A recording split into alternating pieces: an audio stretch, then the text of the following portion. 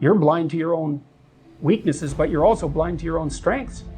And so then I think, well, if you got your act together, it'd be better for you, and instantly it would be better for your family, assuming they wanted you to get your act together, and not everyone does, and then it would be better for the community. It's like, how far could you take that? If you stopped wasting time, and if you stopped lying, and if you oriented yourself to the highest possible good that you could conceive of, and you committed to that, how much good could you do? Well, I would say, why don't you find out? So that's what I think you should do. You should find out. You don't have anything better to do. And there's nothing in it, as far as I've been able to tell, there's nothing in it but good. So maybe you could sort yourself out so that you wanted nothing but the good. And then maybe you could help make that manifest in the world. And maybe we wouldn't have all these terrible problems then. At least we'd have fewer of them, and that would be a start. So it's the answer to the problem of humanity is the integrity of the individual. That's the answer. So, and states that are predicated on that realization are healthy. So, and states that aren't are doomed to stagnation and catastrophic collapse. And personalities that are predicated on self-tyranny and the tyranny of others are doomed to collapse. So, and then you think, well, what's the barrier? And the barrier is, are you willing to accept the responsibility? And part of the answer to that is, reduce the damn responsibility until it's tolerable. You don't have to fix everything at once. You could just start by fixing the things that you could fix. Or you could even do it more. You could do it with even less self-sacrifice. You could start by fixing only the things that you want to fix. God, you can get a massive way that way. So do it. See what happens. That's what you should have been taught in university right from the beginning. It's like, aim at the highest good. Tool yourself into something that can attain it. And go out there and manifest it in the world. And everything that comes your way will be a blessing. And so all you have to do is give up your resentment and your hatred. I know that's a hard thing to give up because you have plenty of reason for it. I'm really on the side of the person that wants to do something positive with their life, to make their own life better, because I think that's where you should start. You should start by maximizing the quality of your own life. That's not a selfish thing, or if it is, it's the right kind of selfishness. And that you should figure out how to do that in a way that's of benefit to your friends and your family and your community, and you should take that deadly seriously. And the reason you should do that is because that just makes life better for everyone.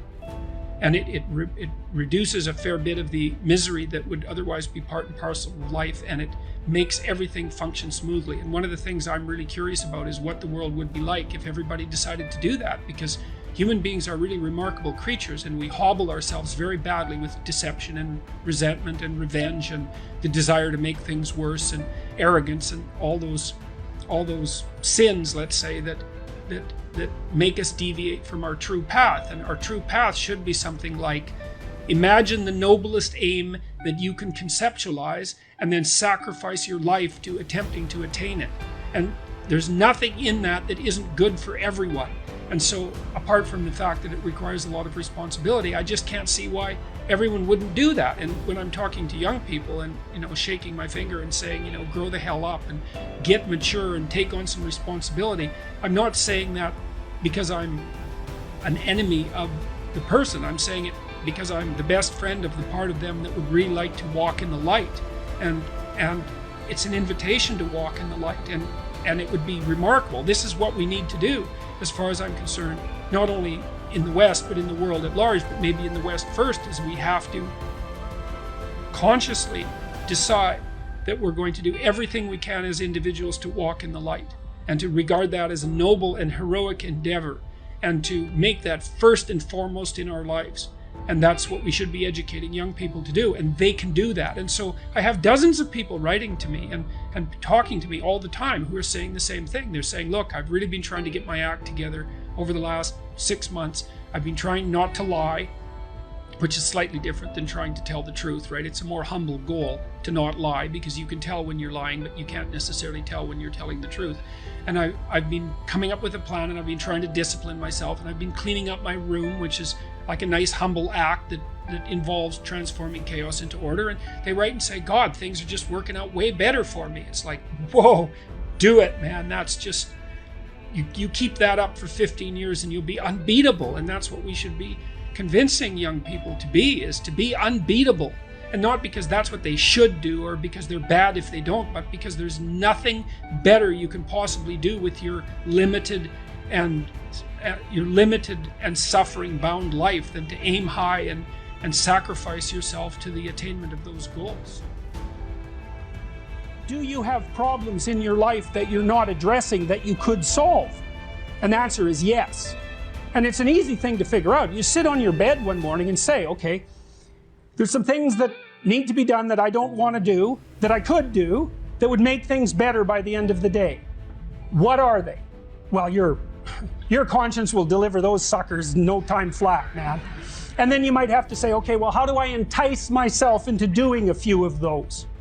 And if you ask, instead of trying to force yourself to do it like you're a tyrant and a slave at the same time, you can usually negotiate with yourself so that you'll start to sort those things out.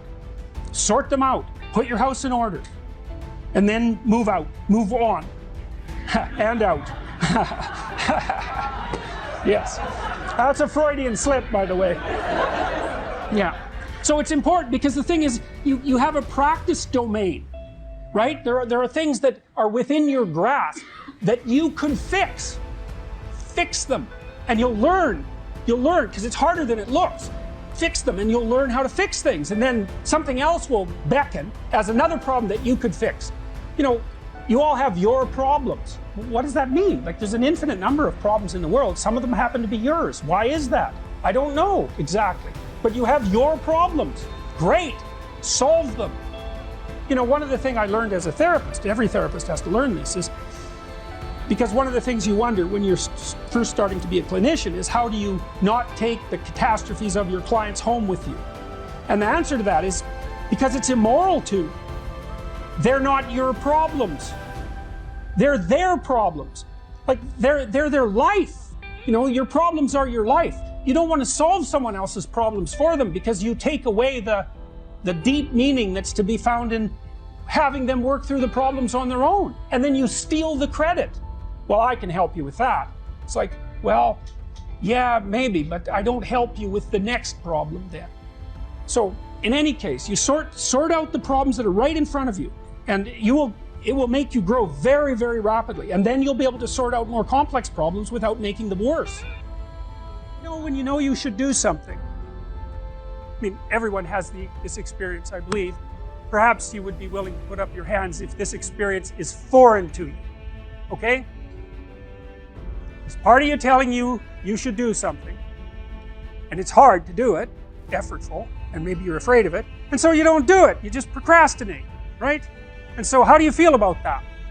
Good? I mean, so what, you feel that you're betraying yourself. Your anxiety actually gets worse, not better, even though, you know, you can put it off moment to moment, but that doesn't help because every time you put it off, the anxiety just grows a little bit. You're not proud of yourself. You have a sense that you're making things more chaotic than they should be. You know, and if you do that long enough, and I'm sure many of you have had that experience, if you do that long enough, if that becomes habitual, things will get so stormy around you that you'll fall right into the chaos, into the watery chaos, and maybe you'll drown. So it's not a very good idea to run from your destiny, let's say, whatever that might be. And you need a destiny, you need a place to aim at because that's what gives your life meaning.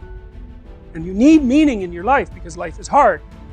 So, you know, you need something to buttress yourself against that. So anyways, they wake Jonah up and Jonah says, it's probably my fault because like I'm running away from something I'm supposed to do and you know, God isn't very happy about that, so why don't you just throw me overboard? And the crew isn't very happy about that, but the waves are really starting to come up and Jonah's pretty insistent that he's the cause of the problem. And so they draw lots and and Jonah is chosen, and so they decide to toss him into the ocean, and immediately everything's calm. So he's a center of chaos because he's not doing what he's supposed to do. Fine. Well, then a whale comes up and swallows him. And then he's in the whale for 3 days. That's a weird thing. The whale, that's the whale that Geppetto's in. That's a dragon. It's that thing that you have to go out there and conquer to get something of value. Now, when you've made an error, when you've fallen off the pathway, when you've deviated from what you know you should do, it produces a state of internal chaos and worry and concern. You're thrust into the unknown. You're thrust into unknown territory and chaos. You don't know what to do. And that's often symbolized by the encounter with a monster, like a dragon. It's something that lives under the water. And I think the reason for that is, as far as I've been able to tell, is that human beings, because we've been prey animals for forever, we have a system in our mind that's a threat predator detection system. That's the thing that makes little kids think about monsters in the dark, right? Because, well, there is monsters in the dark. Parents always say, well, there's no monsters in the dark. It's like, that's not true. The dark is full of monsters. There might not be any in your room right at that moment, but that doesn't mean there aren't monsters in the dark. And crimes take place, like criminals don't get up at 6 in the morning and have breakfast and go rob a bank. They do that sort of thing at night. People do the things that are fit for the night in the night. And lots of predators are nocturnal. And you can't see very well in the dark. And kids aren't stupid, They've evolved to stay pretty damn close to the fire.